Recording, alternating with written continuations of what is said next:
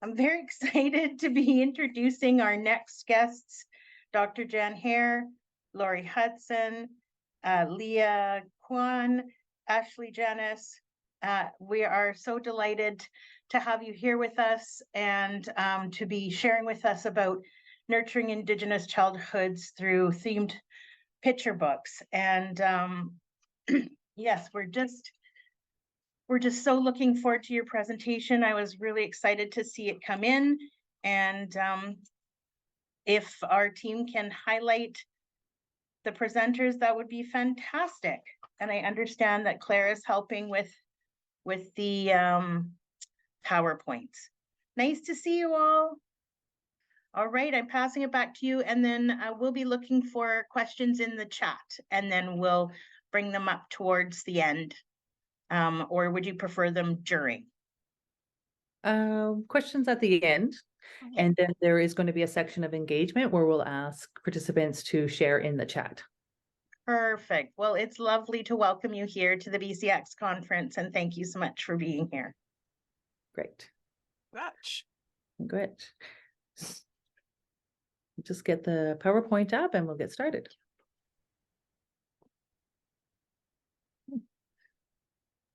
And I was so discombobulated from losing my script. I was actually going to read your bios.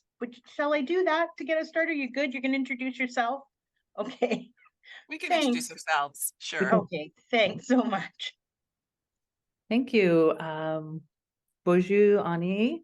We're here starting our presentation. We're happy to be in this space with you all. And we're going to speak about the nurturing Indigenous childhoods through the theme picture books, making those local connections. And we start by sharing our gratitude for and acknowledging that we're on the traditional, ancestral, unceded territory of the Musqueams, Tsleil-Waututh, and Squamish people. And we also recognize that all of you are joining from different nations throughout the province. And we also welcome all of the nations, all of our relations here today with us. I also would like to take a minute to thank the speakers before us and listening to their words and being virtually with Auntie Yvonne and Dr. Lorna, and the opening this morning really set a tone for ourselves to feel a sense of gratitude and grounding. So let me go for that. Next slide, please. So we're going to take a minute to talk a little bit about our collaborations as a group and coming together, and then I'm going to share, and each of us will just say hello and welcome share a little bit about who we are. So our workshop has stemmed from the work, our collaborations on a massive online open course. MOOC is a term that is the acronym used, so MOOC, and we'll often refer to this throughout the presentation. It's titled Nurturing Indigenous Childhoods, and this work is led by Dr. Hare, the Canadian Research Chair for Indigenous Pedagogy in Canada, and we are graduate students joining in this work here at UBC and assisting. And one of the responsibilities within creating the MOOC was looking at children's literature, which inspired this conference and this presentation. So we're really happy to share some of the research-informed work that we've been looking at, and also some themed picture books, all connected to the work that we've been doing in developing an online course. So I'll just pass it over to Dr. Hare to say hello. Yeah, bonjour, Ani, greetings. Janis Herdishnikas and Ishnabekle, Jiging and Dojaba, Musqueam Akininda. So just a small greeting in my Anishinaabewan language. We are so delighted to be presenting at the BC ACTS conference. I think BC ACTS just does wonderful and really important work across this province in elevating and uplifting early childhood, both Indigenous early childhood programs, but doing so much in the work of reconciliation to educate even non-Indigenous programs and early childhood educators. So we're just so pleased to be able to be presenting. I'm excited as this is part of a new MOOC, a massive open online course, as Laurie mentioned, nurturing childhoods through Indigenous ways of knowing. And so please look forward to that next year. We'll be sharing that out. And wonderful just to see so many people sharing where they're coming from in the chat. So miigwech. Miigwech. And my name is Leigh. I am originally from Northwest Ontario, the Anishinaabe Treaty 3 area, or Red Lake, Ontario. And I spent most of my life's work supporting Anishinaabe early childhood educators in obtaining their EC diplomas through a First Nation college in Thunder Bay. And my work and my education journey has brought me to UBC and to work under Dr. Hare, which has all been such a great experience, and also brings me to this space to collaborate with more educators from your end to your end, this new province experience. So I feel really lucky. All of my work has been within Indigenous early childhood education. My background is Métis from my dad's side, and also British from my mom's side. And I'm just, again, grateful to be in this space and share with you all, and really passionate about our sector, our work. And I'll just pass it quickly for Ashleigh to say hello. Good morning, everyone. Thank you so much for the invitation to be here. My name is Ashleigh, and I am a white settler originally from Treaty 1 territory, or otherwise colonially known as Winnipeg, Manitoba. I came to live on the ancestral, traditional, and unceded territory of Musqueam Nation last year, and I've been so grateful for all of the learning and unlearning opportunities I've had, especially within this space. So thank you again. Hi, everyone. Thank you for having us here. My name is Leigh, and I am an immigrant settler originally from South Korea. I am currently studying and doing my Master's of Arts studies and curriculum at UBC, and it's been just a really great learning journey, and we're really excited to share everything that we've been doing with you.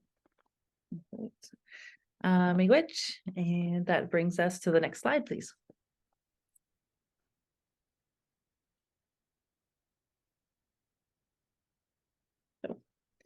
Our workshop is about integrating those Indigenous perspectives through theme picture books, which is a meaningful and engaging approach to fostering cultural understanding, empathy, and appreciation from an early age. It encourages us to respect the rich Indigenous diversity that teaches us about the Indigenous ways of knowing, provides the historical, social stories, supports the language, and nurtures children's sense of identity and critical thinking. Throughout the beginning of our presentation, I'm going to be giving a little bit of the context and the background. Some of it may feel repetitive because of the overlapping in the content and the importance of how everything comes together, which reminds us of how important repetition is as well. So it's harder for me sometimes as a reader to go through the repetition stuff, but I'm also valuing the teachings from our elders on how we need to really stay grounded with staying connected again with all of our learnings and teachings. So during this workshop, we'd like to draw your attention to the importance of Indigenous themed picture books in promoting that cultural knowledge and understanding. We will discuss key insights from both practice and research. Indigenous children's books are an essential tool for engaging young learners, providing that visual representation of Indigenous worldviews and life, promoting the local knowledge of the people, place, teachings, encouraging language development, focusing on emotional connections, and serving as a conversation starter in our journeys towards the cultural understandings of building cultural knowledge. We ask that you share and use your own critical thinking and intentions through stories. As Dr. Hare has written about and shared in a lot of her work previously, storytelling has an important role in early learning settings where children have an opportunity to learn traditional stories, family stories, and the histories of the people and the place. Next slide, please. Oh, sorry. Just as you think about perspectives, as we were talking about themes and perspectives within Indigenous children's literature, really want to encourage you to think about the visual aspects of story, which we'll be sharing with you later, but thinking about the language, both the Indigenous language, but the other language that's used within the writing of various texts, the teachings perhaps that are conveyed within the work, content. So really thinking about a broad range of contributions of Indigenous knowledges within that we see within stories. So next slide. With that, we also recognize here in BC, there's an amazing diversity of First Nations in culture and language. There's over 200 First Nations communities in the province with their own unique culture, tradition, and language. Yeah, there's more than 30 different First Nation languages and close to 60 dialects that are spoken here in the province of BC. And that will move us into some of the storytelling cultural significance, the oral to print. And we think about Indigenous storytelling holds that immense cultural significance to support the understanding of the depth of the diversity of these cultures within Canada, within our province of BC, as it transitioned from being an oral tradition to print form, the depths of the diversity. Oh, sorry. I'm going back and forth with my notes here. Historically, we have come to know and understand that Indigenous cultures have passed down their knowledge, tradition, and values through oral storytelling, which has played a vital role in supporting a strong cultural identity. As these stories are documented in print, they continue to hold the significance in preserving Indigenous heritage. Printed stories provide a concrete means to share sustainable and sustain cultural knowledge, ensuring its longevity and accessibility for future generations. The growing number of Indigenous authors in children's books have also facilitated the promotion of this cross-cultural understanding and appreciation, and ultimately bridging gaps between Indigenous and non-Indigenous educators, communities, and knowledge perspectives.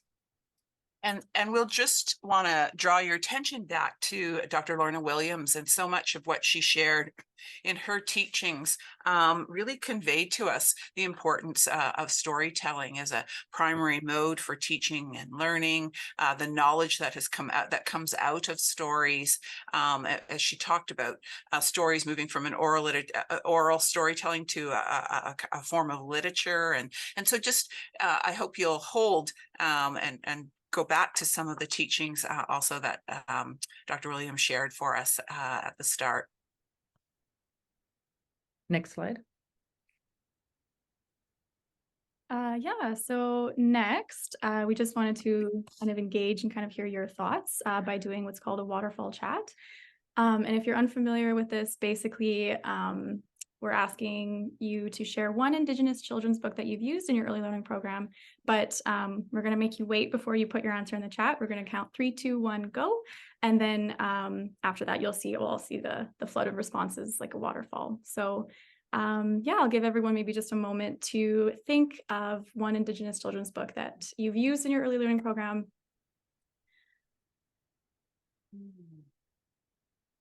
And yeah, hopefully everyone's ready. So 3, 2, 1, go. Oh, nice. This is great. Love it. Thank you so much for sharing, everyone. Thank you so much. They're still coming in. Looks like a lot of sharing circles. Wow, so I hope you get some great ideas from all that's being shared in the chat. I see some ones I've even forgotten about. And yes, Orange Shirt Day. And learning some new ones. I'm on slide 6. Yes. Okay.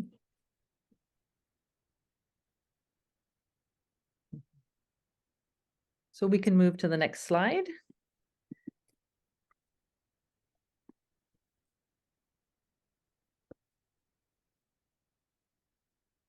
Definitely thank you all for participating and continuing putting your books as you're all collaboratively curating our own children's book list.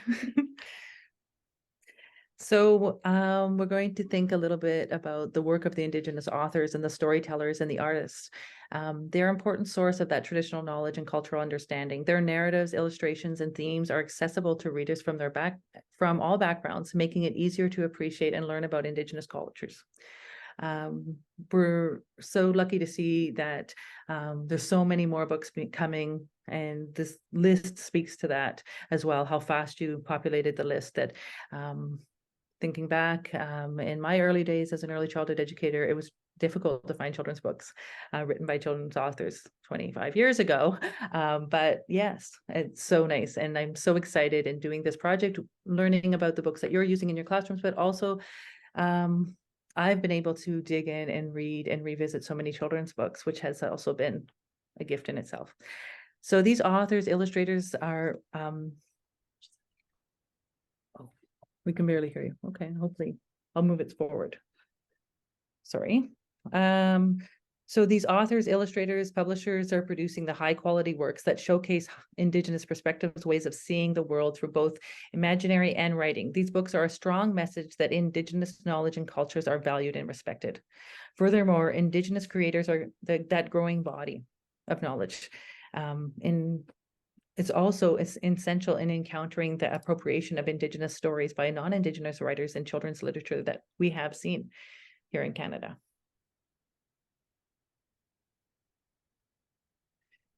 Reading Indigenous children's literature that draws on Indigenous knowledge is an essential step in supporting the rights of Indigenous children in healing, self-determination, reclaiming their identity, language, culture. Indigenous children can connect with Indigenous people who live familiar lives and see the world from familiar perspectives through story. Dianaghi and colleagues in 2013 found the differences between Indigenous and non-Indigenous authors.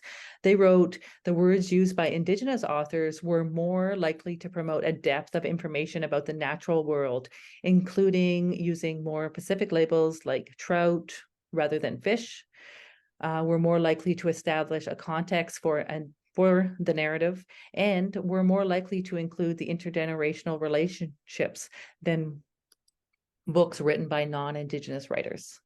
Really important part of Indigenous process and teaching and knowledge.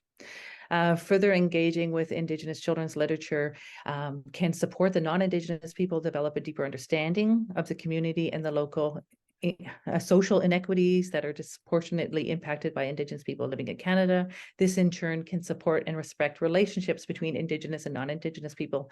That is the fundamental as we work towards reconciliation.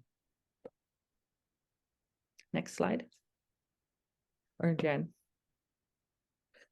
So when we think about how and where to start in selecting some of the children's literature, we'll just kind of speak to some of the headings here quickly. So we're looking for books that go beyond appearance and stereotypes, reflecting and making visible the diversity within the Indigenous community. We're seeking children's books that highlight local certain information, language, traditions from various nations to celebrate their rich culture and diversity, integrating the books on historical and current events and tragedies to introduce children to structural racism concepts, fostering awareness and acceptance and understanding from an early age. But we don't limit the narrative to the historic trauma stories, and we include books that are portraying Indigenous individuals engaging in everyday adventures, forming friendships, and exploring modern day and imaginative settings. Explore children's books that blend English with Indigenous language, supporting language revitalization efforts and raising awareness about the importance of preserving Indigenous languages. Learn about ways to contribute and protect and ourselves as educators, how we can support and revitalization of Indigenous languages through the literature and the local initiatives that are happening.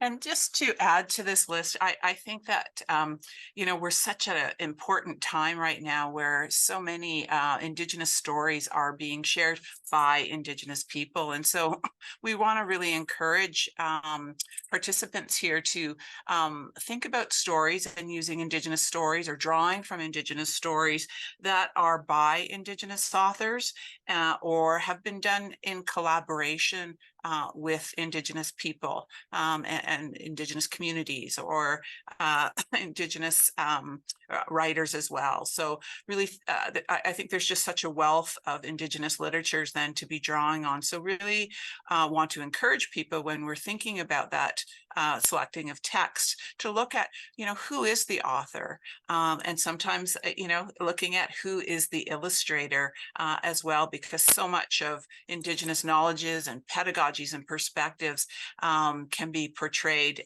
through the visual representations as well. So really want to encourage people when you're purchasing text to give that consideration.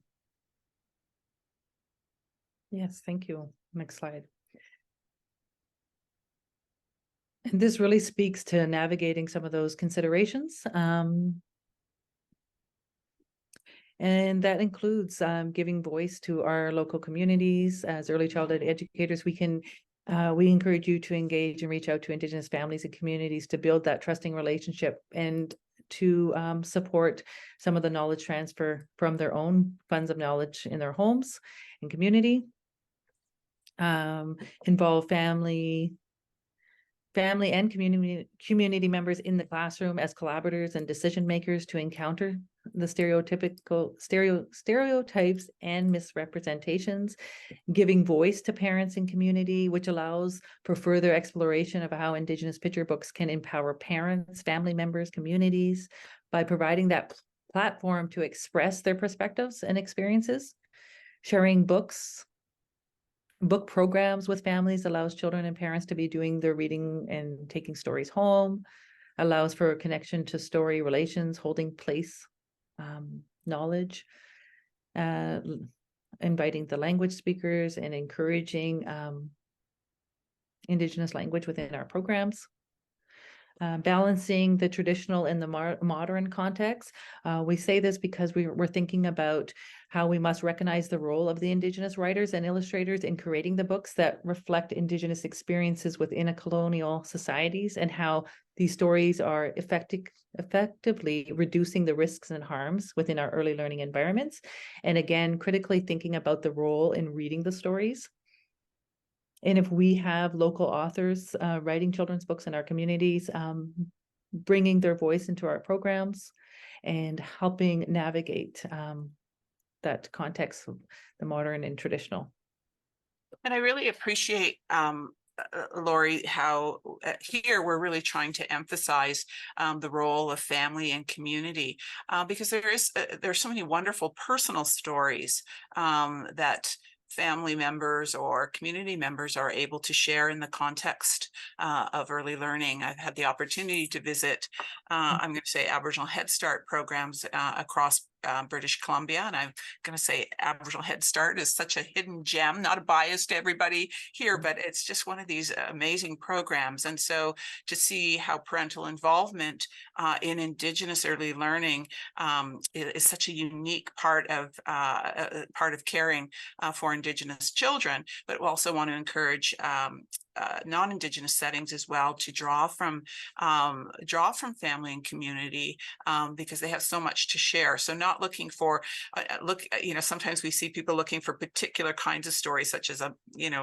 kind of legend, or they're looking for traditional stories if those are the only stories we have. And yet, as Dr. Williams points out, there's so many stories that we have to draw from, even just through our teachings and personal experience. So really want to encourage that as a consideration in your programming. Yes. And so the next slide, we're going to invite you to think about how you're supporting that voice of community. So next slide, and I'm going to hand it over to Leigh. So staying with that idea of the voice and agency of parents, families, and communities, we would like to do the same waterfall chat. So don't put your answers in just yet, but think about how can you share how Indigenous children's picture books can give voice or agency to parents, family, and community. We'll give you another couple seconds to think about that. And then when we do the countdown, 3, 2, 1, go, you can all press enter on the chat. Go for it. Is there starting? So 3, 2, 1, go.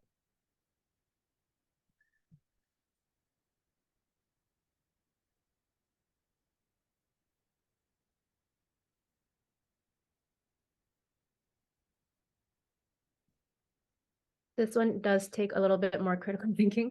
So it does take a little bit, it's a slower waterfall, but it's still going.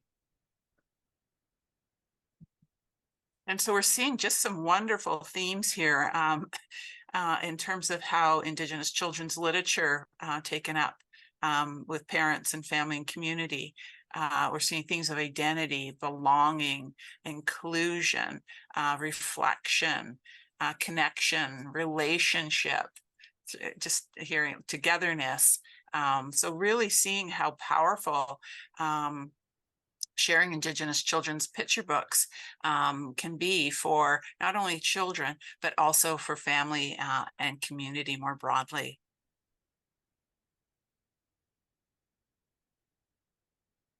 Yes, thank you so much. So that'll bring us to our next slide.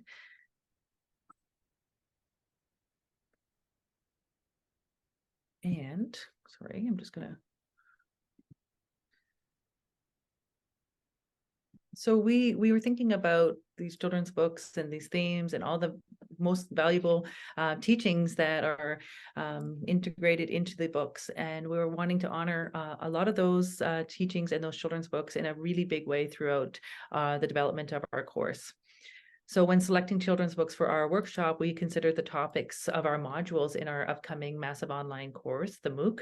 We intentionally aligned each of the children's stories with a MOOC to create opportunities to connect further with educators' voices in the development of our course. Our goal is to incorporate experiences from the workshop into our MOOC, tying them to certain module themes. This will look like a formal invitation at the end of our workshop today to educators that will want to consider sharing some of their practices, their stories, ideas, pathways of knowledge in our upcoming course.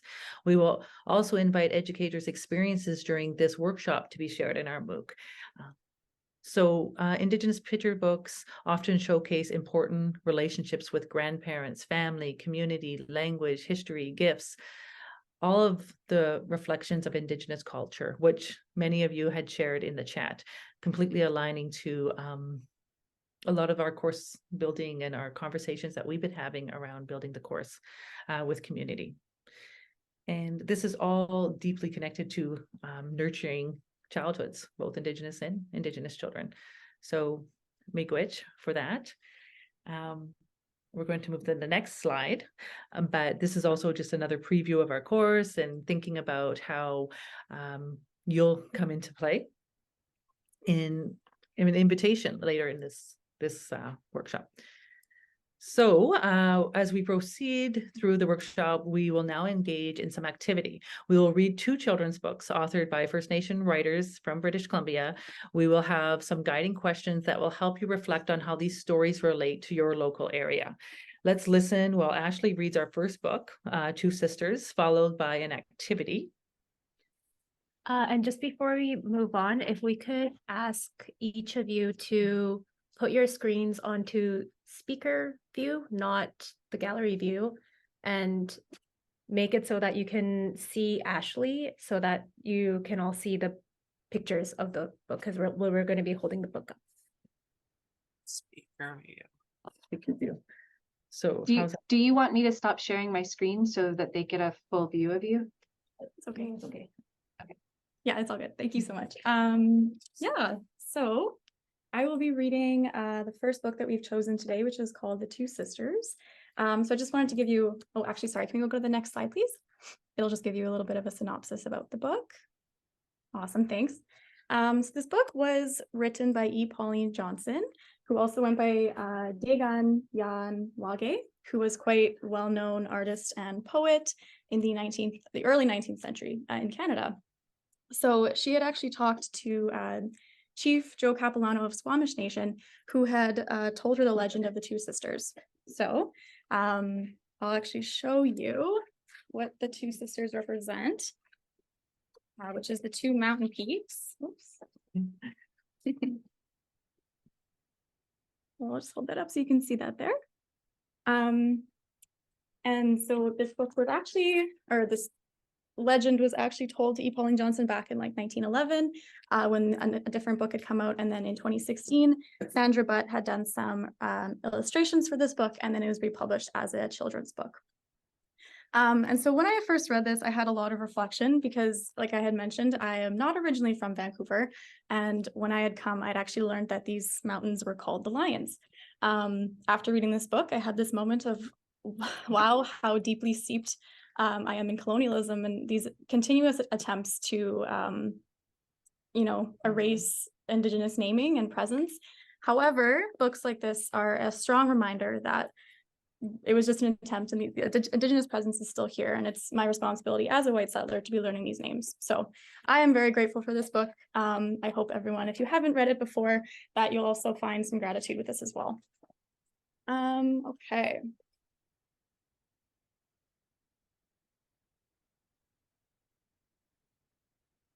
So hopefully everyone can see that already. Thanks. So I'll start now. Many thousands of years ago, there were no Twin Peaks guarding the Sunset Coast. They were placed there long after the first creation, when the Sagali Ta'i molded the mountains.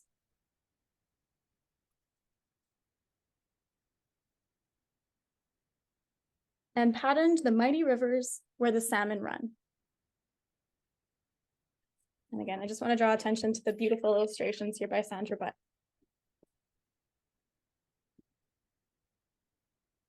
Many thousands of years ago, a great Ta'i had two daughters.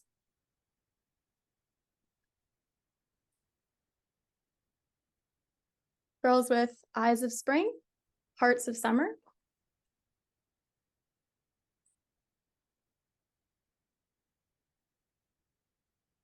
That grew to womanhood at the same springtime, when the first great run of salmon thronged the rivers and the olali bushes were heavy with blossoms. Their father prepared to make a feast such as the coast had never seen. So we stop.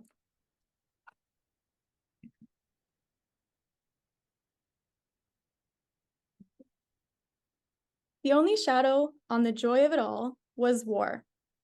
Giant war canoes slipped along the entire coast. War parties paddled up and down. War songs broke the silence of the night. Have the smaller round.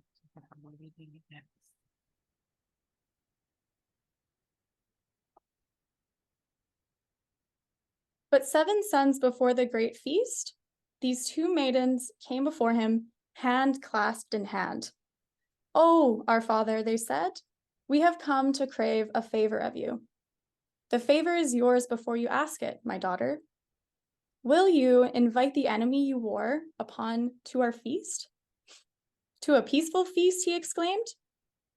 "So we desire it," they answered. "And so it shall be," he declared.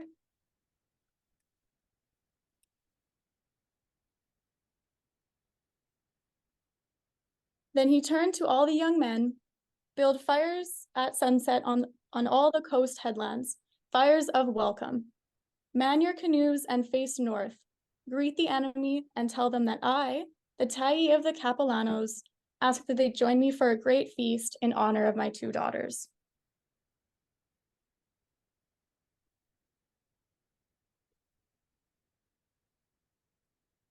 And when the enemy got this invitation, they flocked down the coast to this feast of a great peace. They brought their women and their children.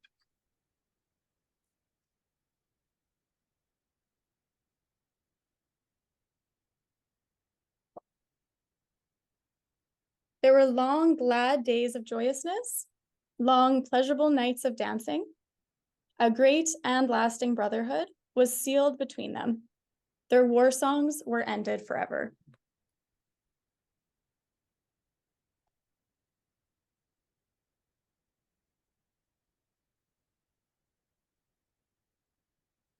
The chief's daughters had 2 offspring, peace and brotherhood.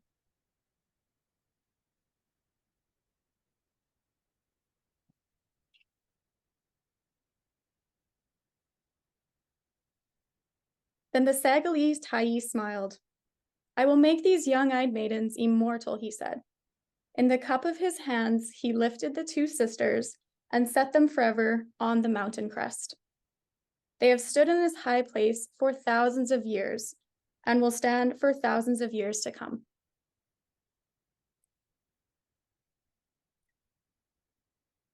I agree, the artwork is absolutely beautiful. Guarding the peace of the coast and the quiet of the canyon.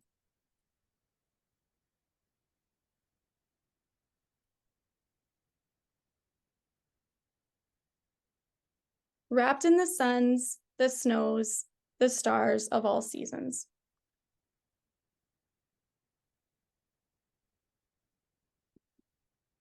So I believe that is it. It does actually give the full legend, which in the sake of time, we won't have time to go through today, but it is in the book. And it also has a bunch of lovely resources for, you know, our environment and protecting Mother Nature. So again, a great book. And if we can go back to our slides, if we can start sharing those again, we will go through some questions as well. Perfect. And if we just go to the next slide, please. Awesome, thanks. So yeah, this book did have the main themes of creation, courage, peace, and reconciliation. So we asked that in the chat, if you could identify stories from your own Indigenous cultures, teachings, traditions, and practices that share these themes or bring forward potential other themes.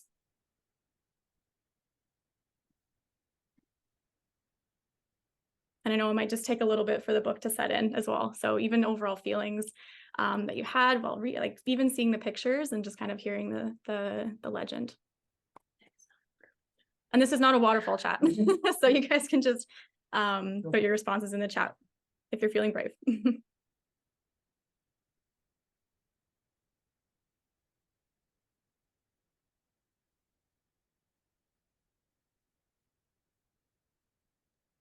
Can I ask a question about this book? Yeah. So we've had some conversations about this book within the advisors and with our librarian. And one of the questions that we've actually wondered is, so there are books that we don't use because they're either appropriated by other authors or non-Indigenous authors. And so we actually were really uncertain about this particular book because the illustrator is non-Indigenous. And even though the author is Indigenous, we don't know what kind of permissions have been given and how the publication process happened. Do you have that information? Like, could you speak to that a little bit? Just because we would love to have some clarification, because we've always been a little bit uncertain of, we love the story and the illustrations, but then we're like, like what's happening here? Yeah, that's a great question. I think Dr. Hare might be, or Lori might be a little bit more well equipped to answer that. So I'll maybe pass that on to them.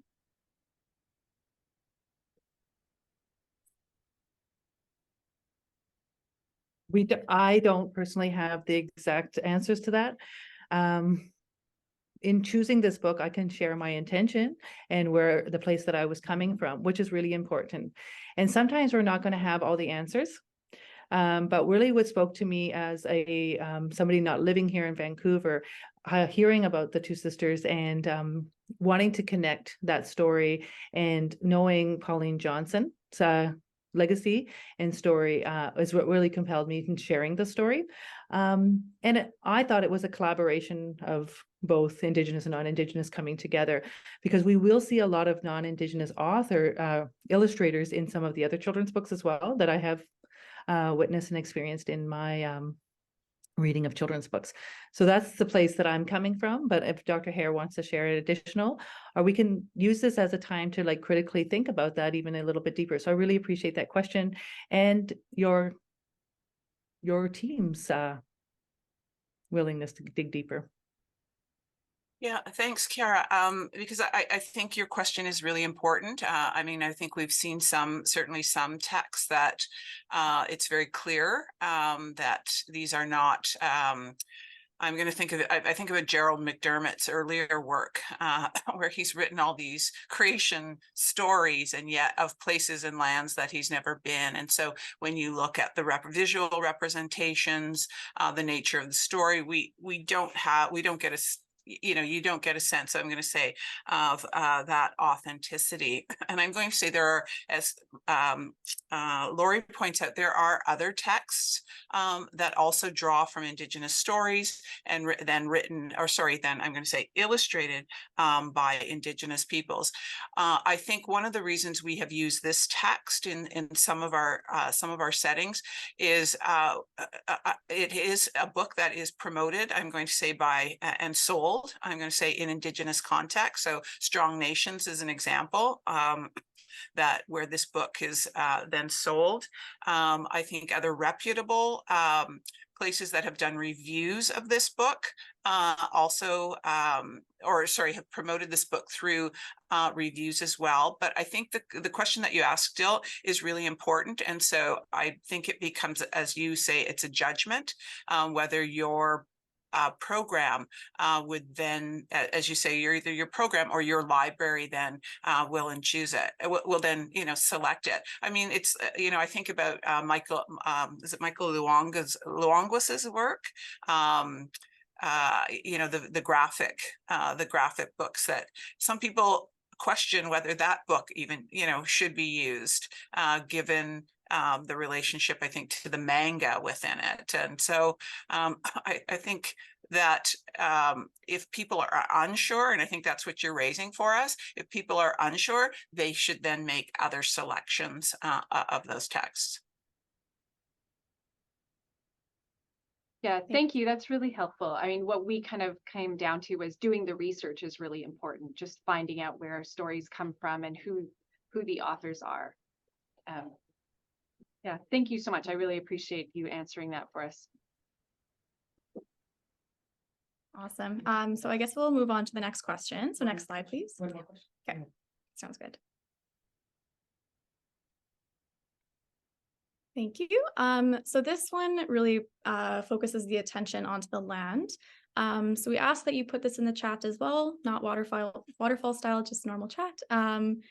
To consider how the setting of the Two Sisters draws attention to the land, as well as what is unique to your own land-based setting where you support children and families, such as plants, animals, water, landscapes, and different practices that happen on the land.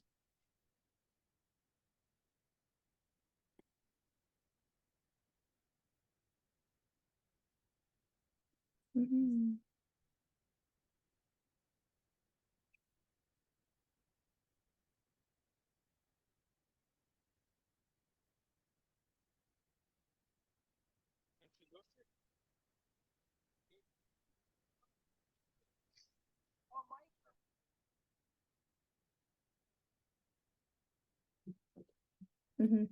Mm-hmm. Perfect. So we can, as you think about them, you can keep populating the chat, but just for the interest of time, we're going to move on actually to the next book read by Leigh.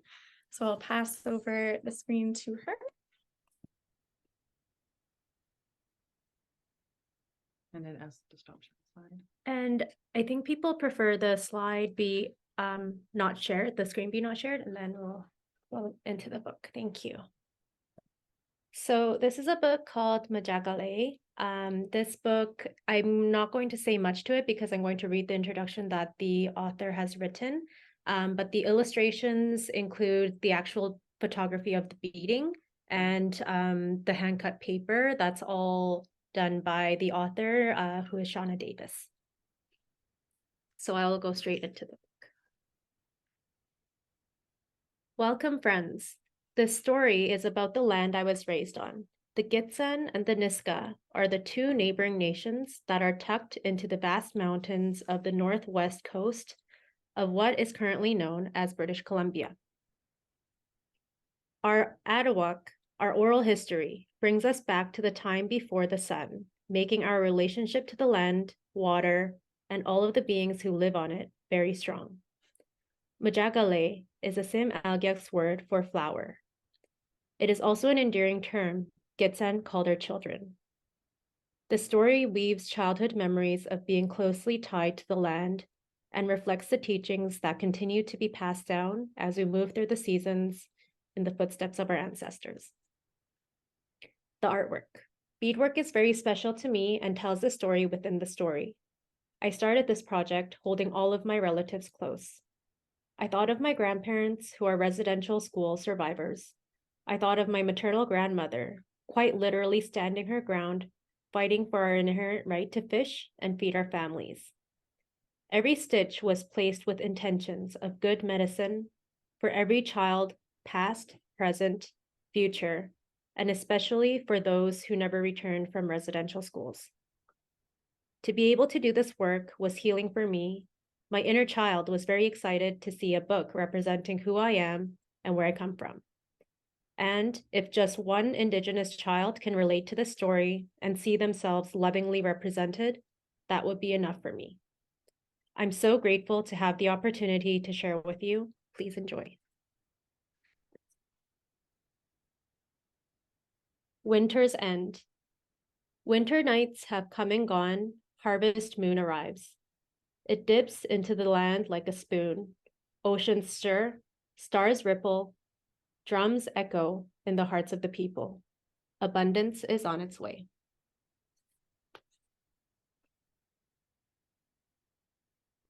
River opens its hungry mouth. Waves of Ulukan swim into empty bellies, feeding our resting spirits. Winter fast breaks. Ulukan grease spills across the land. The riches are meant to be shared.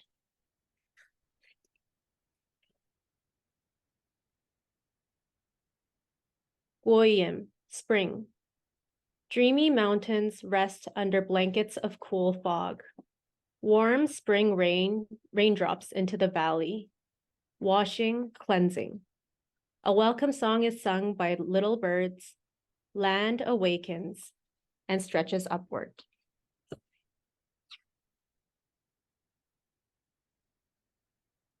Majagale sprouts. We call the children Majagale. Sweet wild flowers fed from the river mist, showered with knowledge and love. Deeply rooted in the land, they are the oldest stories told and retold.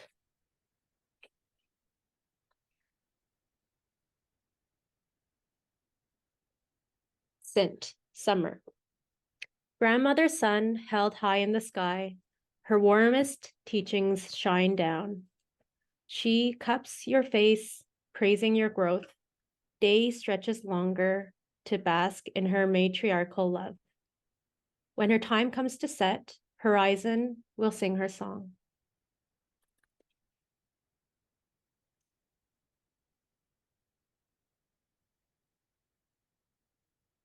Fireweed is medicine. Fireweed is family. Fireweed is house and clan. Spread across mountains and riversides, it stands tall. A burning reminder, this is home.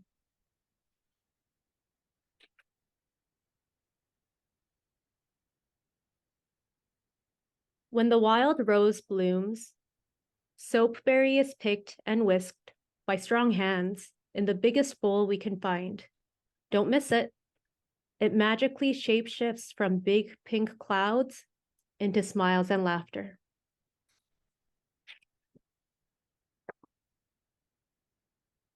Salmon, powerful salmon, swim against the current of ancestral memories. Guide them to complete their cycle of life. The forest feasts in celebration. Salmon has returned again.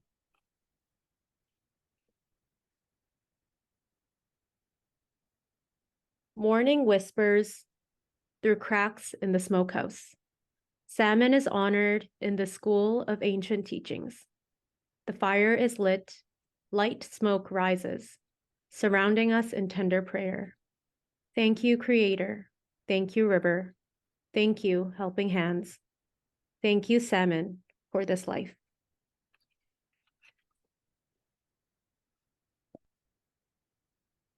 Ripe little berries invite us to sit on the mossy forest floor.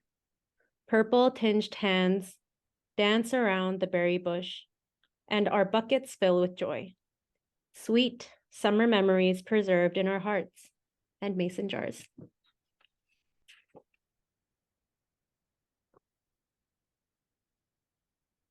Quisit, fall.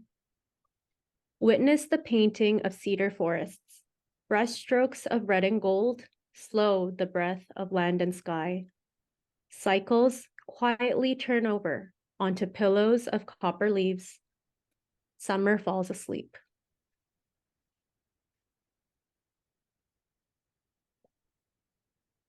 Community pots are filled with wild moose meat and stewed with big auntie laughs. We feast in comfort and warmth as the words of our ancestors echo through the hall. Hagwil detoxip, Hagwil detoxip.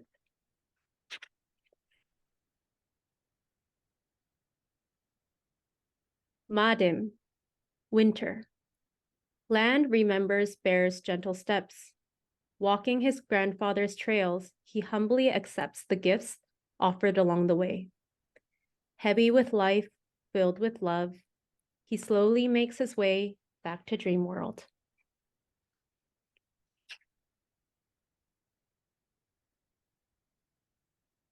First blanket of snow falls all around us. Woven into the land, the names of our ancestors pass down and rest on our shoulders. Our entire world is held in blankets.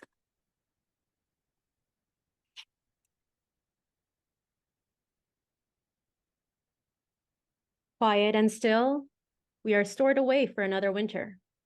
The freezer is full, the fires burn strong.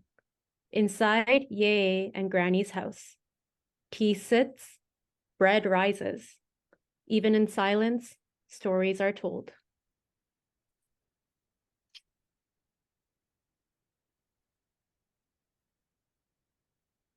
Wolf's love song echoes across winter skies, reminding Harvest Moon, we are still here. Thank you, land and water, for your gifts, your love, and for this beautiful life. And that's the end of that story. I'll give you maybe less than 30 seconds to sit with the story for a little bit before we ask the questions.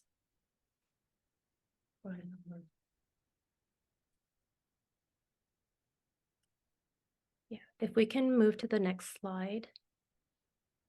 And the next slide. And the next slide, please. Thank you.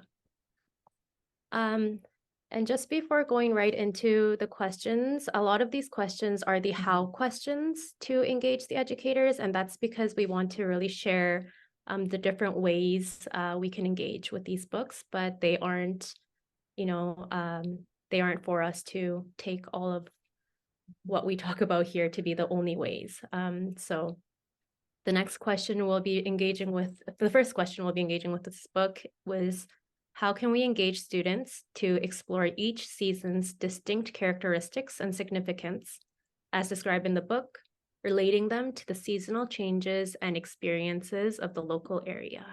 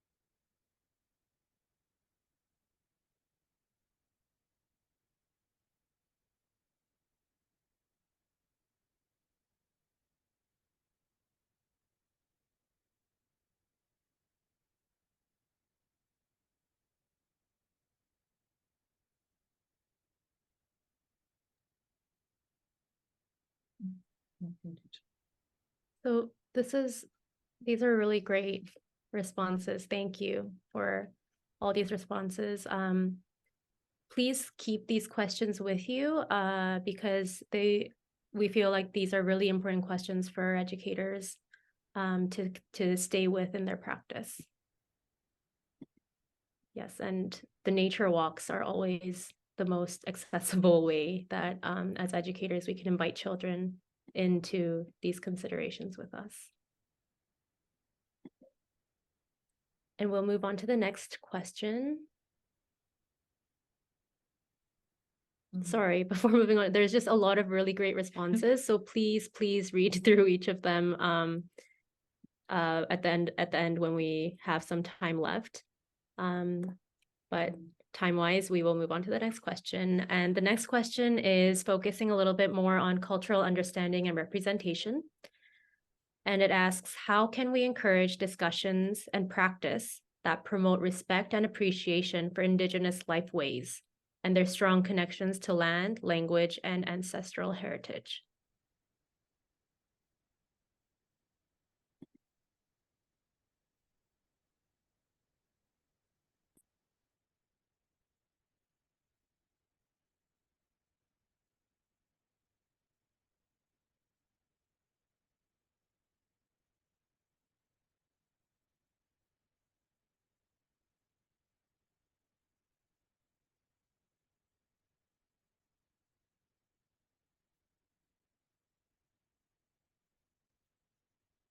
So this question is a little bit of a trickier one, just in terms of having discussions with children about these topics might not be familiar to many of you, but having these discussions in practice that promotes respect is Drawing from community members. yeah, and asking them where they're from, inviting elders and knowledge keepers in. Perfect. Yes.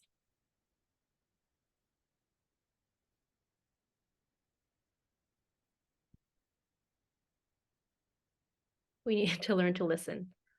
Jenny, that's a really, really important one. And it's a very hard one too. Sounds easy, but listening is a very hard one.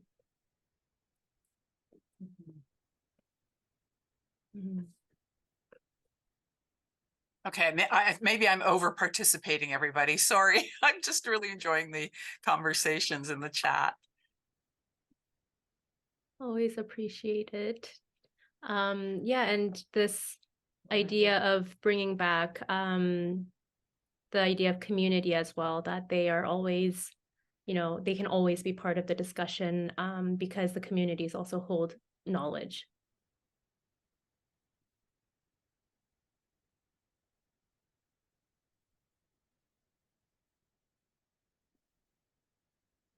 Awesome.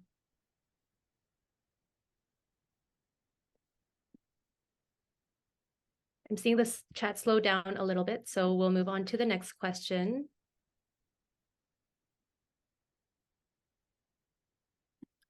So this one is connecting to environmental stewardship. So in what ways can we emphasize the importance of caring for and respecting nature, drawing parallels between the book's message and local environmental conservation efforts? So this question asks you to think a little bit more locally with what is happening in your area of conservation efforts.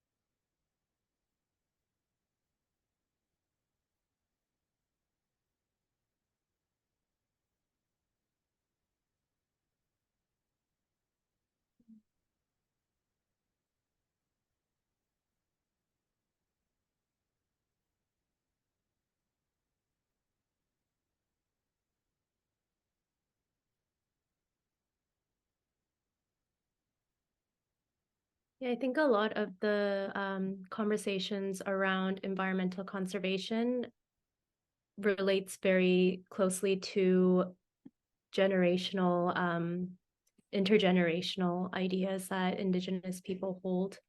And according to the local efforts and everything, there are so many protocols that can be introduced, as Jen has written in the chat, and there are so many ways that each community locally can really respond in their own context.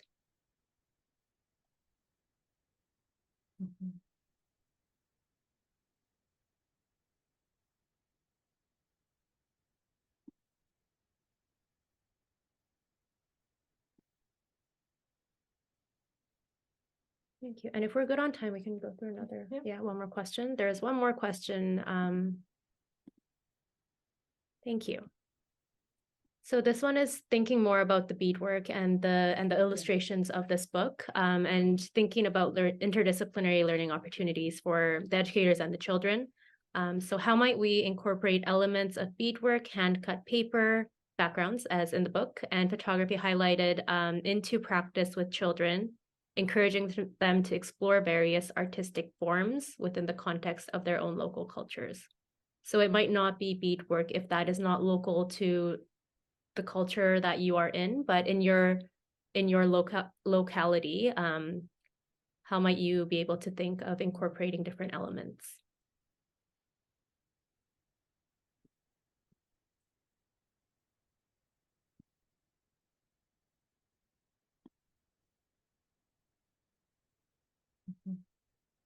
Mm-hmm.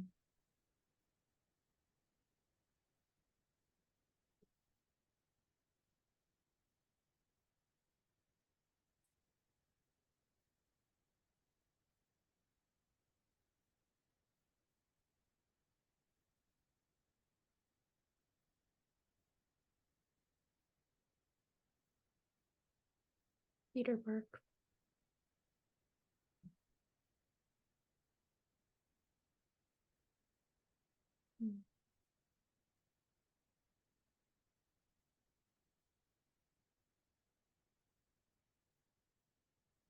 Yeah, so these are all really, really great ways to think with what is local to the lands you are on, and in your context, thinking with the native plants or native trees to where you are. These are all super great ways to, engage in all this conversation, just by inviting children into that creates already so much conversation around what is Indigenous to these lands. And some of you are sending the chats through direct message. I don't know if that's intended or if you want to share it with everybody. There's a setting on the chat that you can change.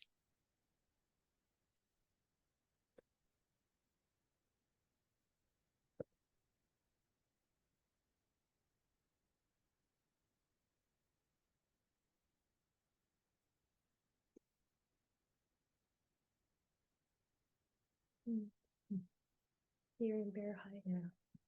Yeah. Awesome. Thank you so much, everybody. I hope we hope you enjoyed both the books, and with these questions had a chance to really engage with what we heard and read and saw together. Going to pass it back to Lori, and thank you for listening to the stories.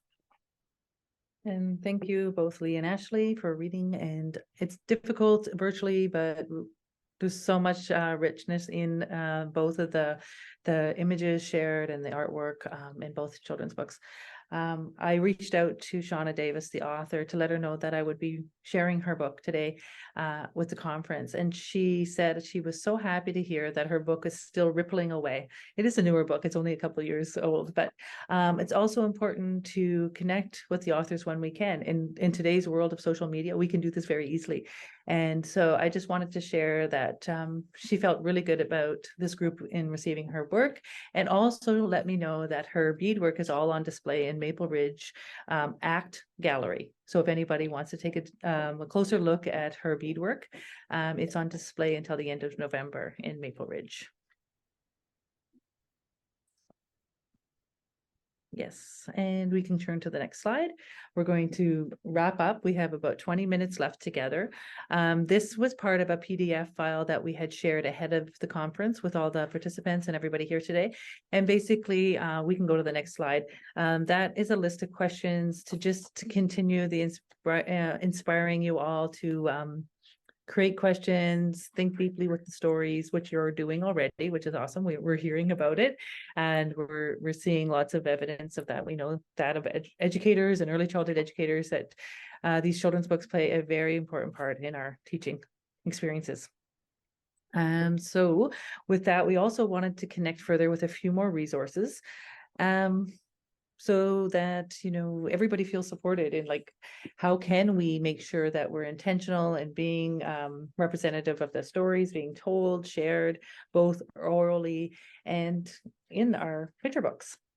The one thing that sticks out for me from Shauna's book was a line that says, "Even in silence, stories are being told." And I thought that was so true to our early learning centers. And so I just wanted to highlight that as well. So when we think about our resources, I wanted to bring attention to our local communities and the cultural centers that exist. The Aboriginal Head Starts, the Friendship Centers are the two main things that come to mind. I spent a lot of time working in friendship centers in Ontario, and I seen how they operate as this community network, connecting everybody together.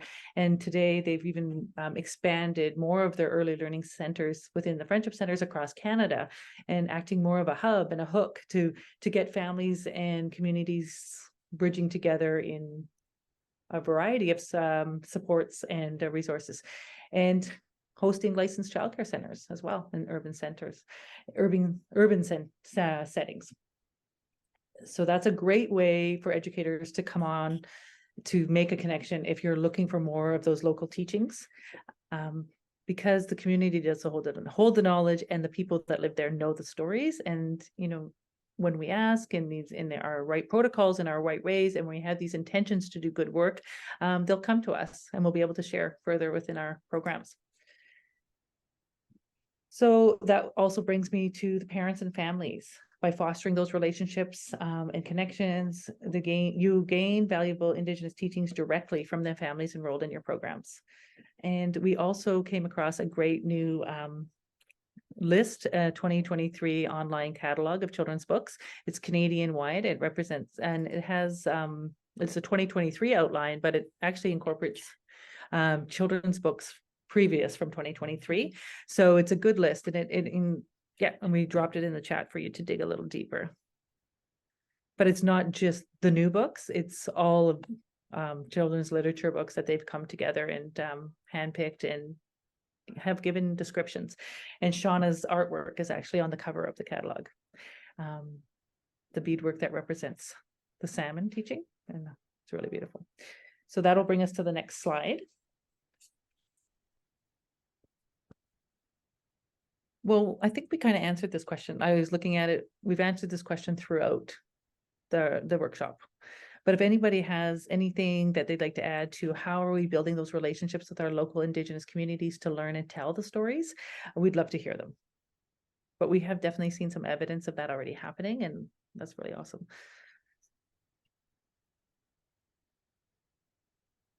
I'll just pause for a minute.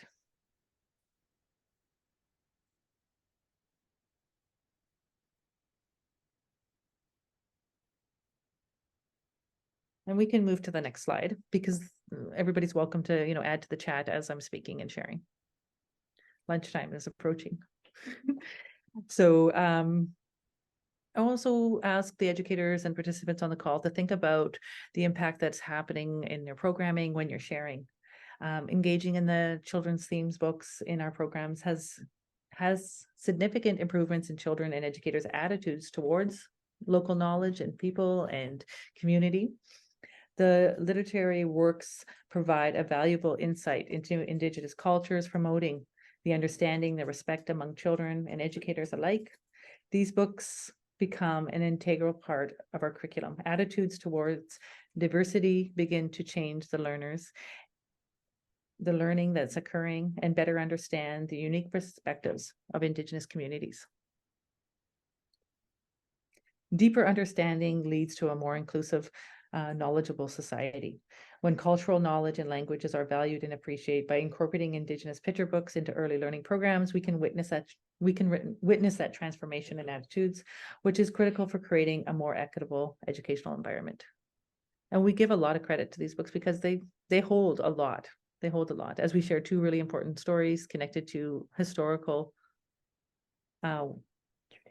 traditions, historical landscapes, ancestral memory. So we'll just go to the next slide.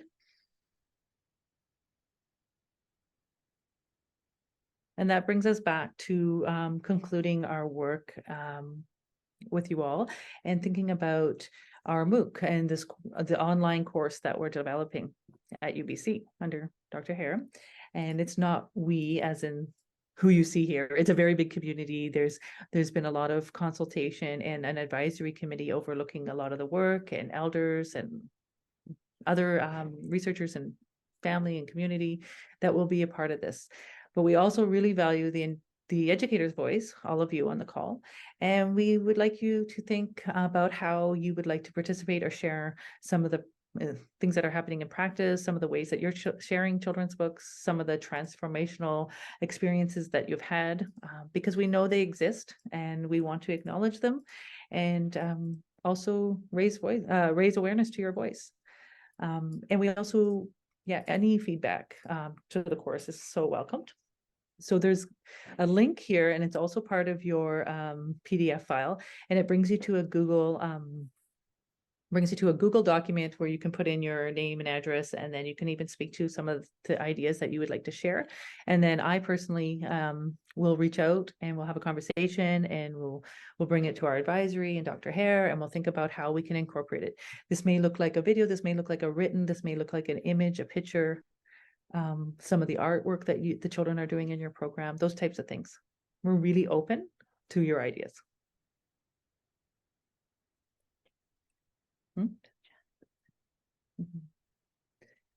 So just pause there. We're going to have a little bit of time for questions too. But I'm going to go to the next slide to conclude us, and then we'll leave it open and we'll be here with you if you have a question. So as we continue our own journey as co-learning and as educators, we want to summarize a little bit of today's sharing, how picture books are preserving and sharing the Indigenous culture and knowledge. They connect children to their heritage, spark the curiosity, instill the values, and inspire a love for learning. The well-crafted picture books leave a lasting impact on Indigenous childhoods and educators' practices. Let me go. And the last slide, we'll get you to switch to the last slide. I guess I have one more. It's really important for us as participants and collaborators and educators and co-learning with you that we extend our heartfelt gratitude for all of you for joining us, your time, for the BC Aboriginal Childcare Society in hosting the conferences annually, and all of the commitments that they make to in supporting us as educators and bridging knowledges and all the amazing work. So we recognize and value the extensive research and practical ideas that we have incorporated in our workshop on Indigenous perspectives in early childhood. And through these theme picture books, the insights, the expertise, and the commitment have played a crucial role in shaping the content and the concepts presented in this session, including recognizing the path to reconciliation for early learning and all of our commitments. So it wasn't as obvious because we'd like to keep our slides less content, but we have incorporated the voices of many Indigenous scholars and literacy scholars here in Canada and beyond. And we have recognized them through the references on all of the slides, if you want to dig a little deeper. And we also included a reference guide to everything that we have been speaking about. So these are not our ideas, they've been able to support the work that we did today. So we'd like to acknowledge all of the efforts before us as well. So we'll pause if Jan wants to say anything, and then we can probably close our slides off and just bring us all back to gallery view before we break for lunch and answer any questions, or however you would like to keep us like this, maybe. Thanks. You want to facilitate some questions for us then, Kara? And Yeah, Jan? I'll read the questions from the chat as they come up. It's Kirsten here. Oh. And thank you so much for your beautiful presentation. And it's always amazing to have a little story time during the day, little inspiration and all of that. So and so many things to think about. And we're totally learning from your waterfall chat technique. That was really cool. So loving that. So wondering if there's anybody who has questions for the group, put them in the chat, or if you feel like you want to speak to the presenters directly, please feel free to come off mute and take a turn, or and we'll just wait for you. We'll just wait a little bit for you and see. I just want to like to speak on the Julie, the book, right? The Two Sisters book, with the fact that the author that they and the illustrator did not get permission from the author, right? Because she was already deceased. And so she never ever gave that permission for that book to be published, or her words to be, or that story to be shared. So that's that's in recognition of the OCAP, right? So that's why we at BCX do not promote that book, and we do not stand by that book.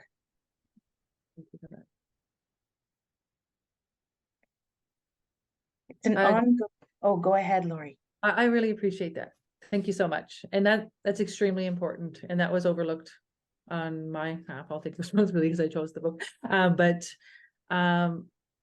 Yeah, you're right. We have to keep digging deeper, and we can't just assume.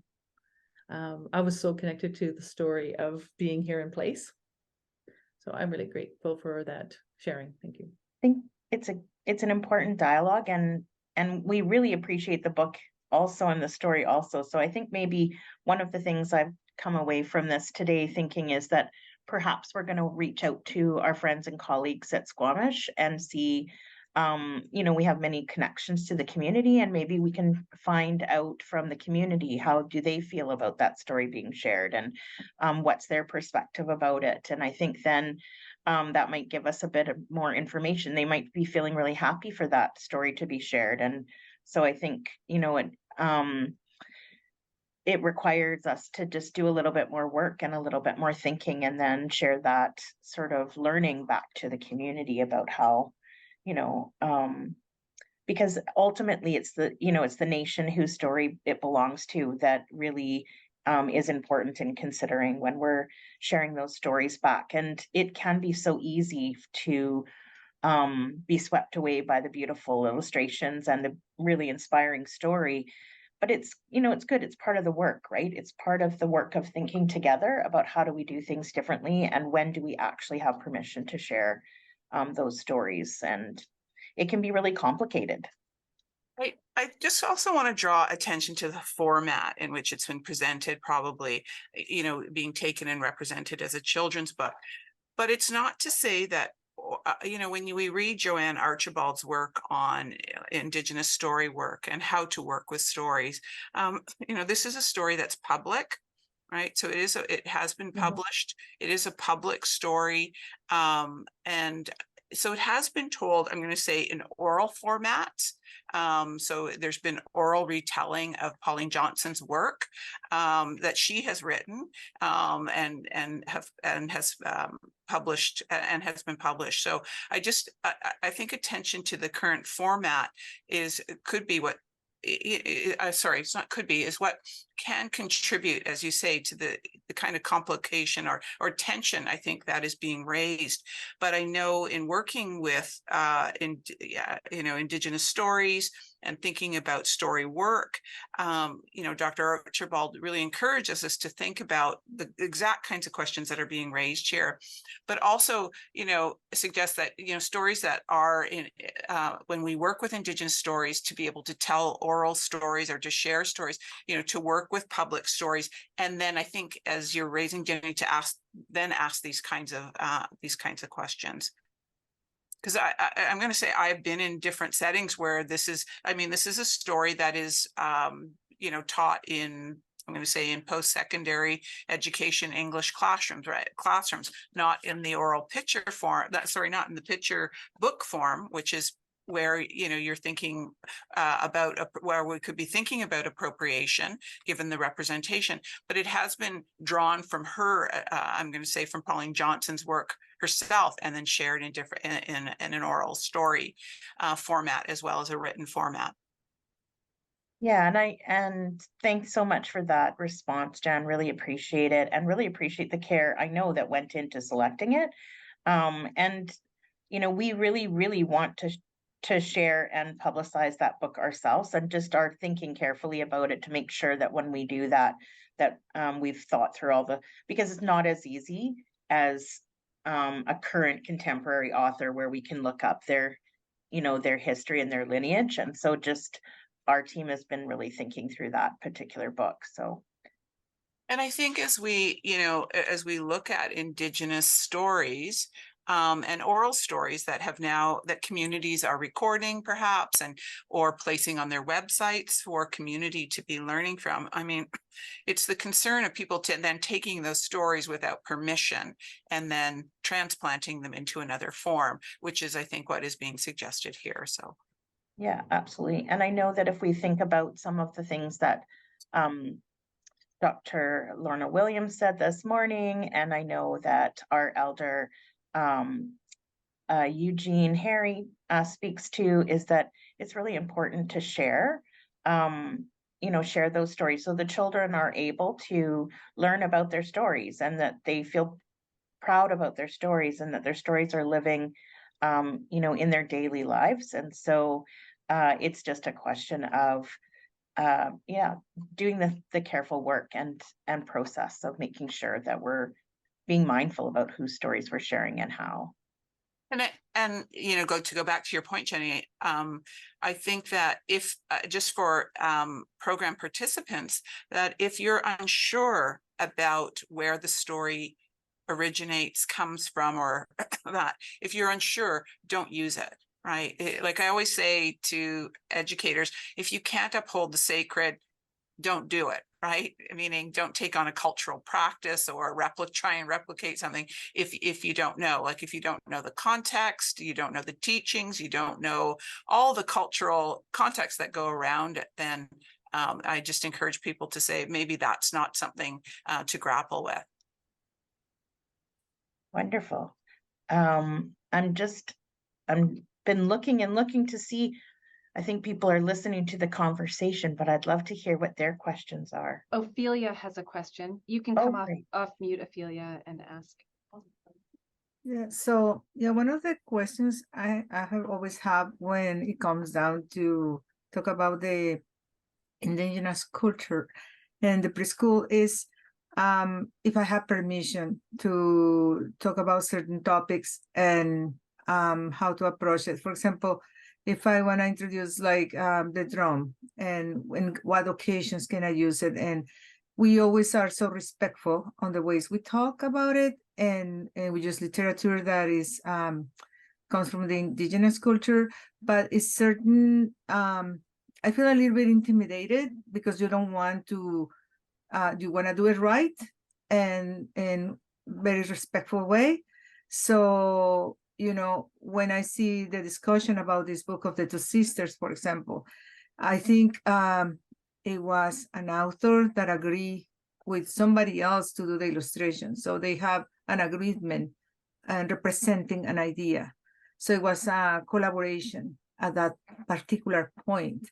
So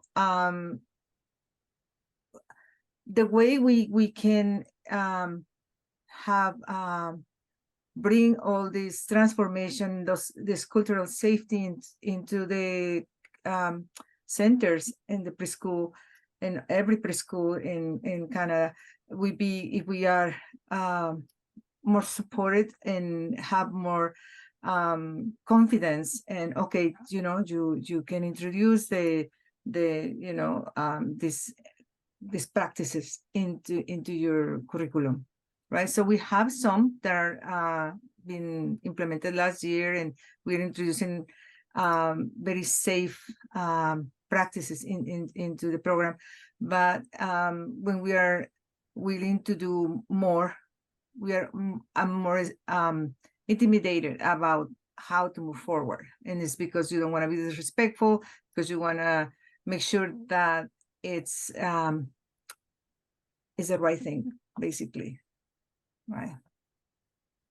And thanks, Ophelia, for that comment. But I'm going to say BC Acts has just produced so many great resources to guide early learning settings and educators. So maybe, they could put their website onto the resource page, because there's just so many good stuff. So that when you talk about, how do we be respectful, or how do I engage with community, or, should I or shouldn't I do this? They have some great resources, I think, that will guide how non-Indigenous programs can take up Indigenous knowledges, Indigenous practices. And so there's just such growing resources then to support educators. So don't want you to feel that you're, struggling to find out. But again, I just want to comment on the work of BC Acts in really elevating and supporting early learning settings in the province. And also to add to that, I feel like it's so important to not feel paralyzed by those feelings of if I'm doing it the right way, because I feel as settlers, there's very little chance that we are doing it the right way, because we are on lands that we have not been invited onto. So not feeling paralyzed, but really seeking these resources, as Dr. Hare is saying, and educating ourselves of what we can do in order to approach and navigate through these complexities, because it is complex. We can't ever simplify it down. And I think when the simplification happens, that's when we start to lose track of what we were trying to do, but really trying to stay in that, the complicated mess of everything that we are involved in as settlers is a really important part, and something that we have to keep reminding ourselves of. And we had that example today. And I feel, I always encourage people to start small, to build your own knowledge, and then, how you share that out, and you can start in smaller kinds of ways. So I think that you all spoke to that so beautifully, and thank you so much for being willing to enter into that, conversation with us and model, like, the processes that we go through, and, trying to think through these things together. And,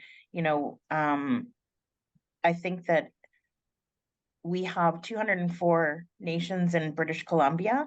It's a highly complex landscape, and we are really at the beginning of learning how to be respectful of each other's culture, and that I don't think is going to stop anytime soon. And I think it's living in that tension, and really thinking through how to be careful and respectful, and learning from each other about how that happens. That's really going to be how we create new pathways. And so we're really appreciative of your time here together with us, and your willingness to have that dialogue, and your expertise. And, in my other hat, I teach early childhood educators language and literacy. And so it's been such a fascinating conversation for me. And actually, I'm looking forward to the next time you all offer the MOOC. I'm always MOOC.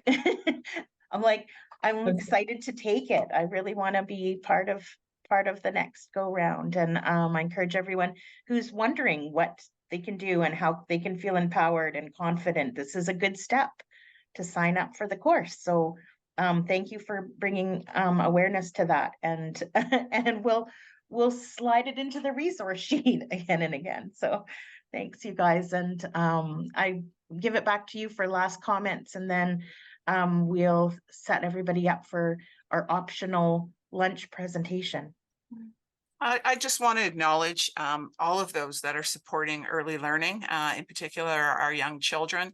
I just really appreciate, I think we really need to appreciate how important the work of early learning is for our identity and preparing our young people. These are the people that are going to hold our future. And so I just really want to raise my hands to all of those who are supporting early learning settings, Indigenous children within those settings, but as well as others. There's Ophelia raised who, are working to ensure that all children have an opportunity to learn from Indigenous ways of knowing. And so just want to raise my hands to all the early learning educators.